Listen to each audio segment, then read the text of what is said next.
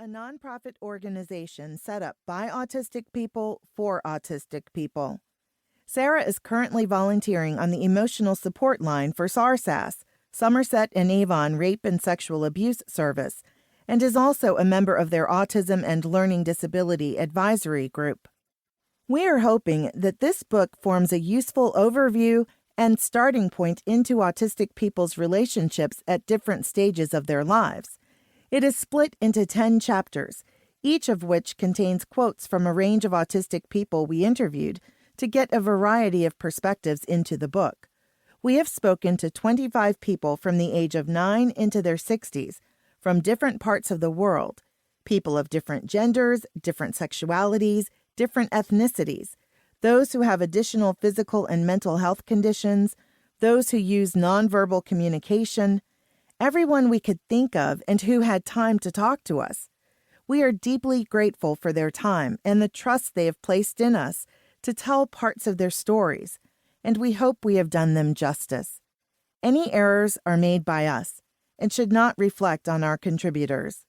So, to give an overview of what to expect in the book ahead, the introduction is where we will take a brief tour through the history of autism and autism research, looking at how early assumptions and biases became built into later work, and how they are now being challenged to reshape our ideas about autistic relationships. Chapter 1, First Steps, looks at family relationships in the early years of life, such as how autistic children are known to relate to their parents and siblings and to other caregivers in settings like nursery education. Chapter 2, Moving on Up, talks about friendships as children move into primary school, the importance of these relationships, how they are made and maintained, some of the difficulties autistic children can face, but also the positive experiences they have.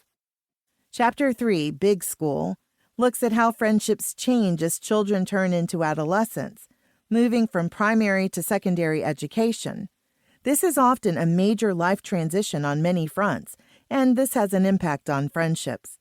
Here we will also consider emerging research into online friendships for autistic adolescents and the ways in which these can be both an opportunity and a risk.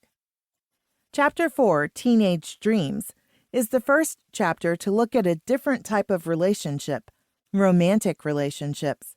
Adolescence is when most people, autistic and non-autistic, start to develop romantic and sexual urges and relationships. It is also when sexuality starts to come to the fore in terms of our developing identity. So this chapter also discusses LGBTQ identities on the autism spectrum. Chapter 5, With a Little Help from My Friends, moves to exploring what is known about autistic adults' friendships and how these change as people mature.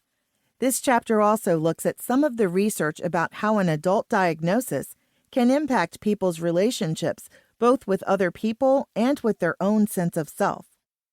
Chapter 6, Well, Hello There, goes on to look at sex, sexuality, and romantic relationships in adulthood.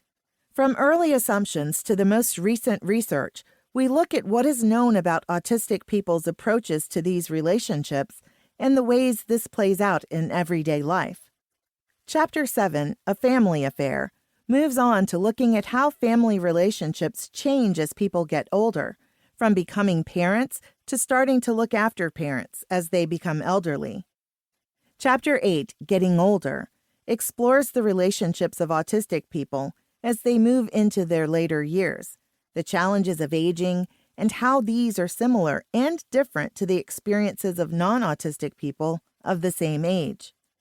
Chapter 9, Toxic, looks at some of the ways in which relationships can go wrong or be harmful. This can apply to any kind of relationship, from family members to friends to romantic partners, and we will discuss examples of all of these.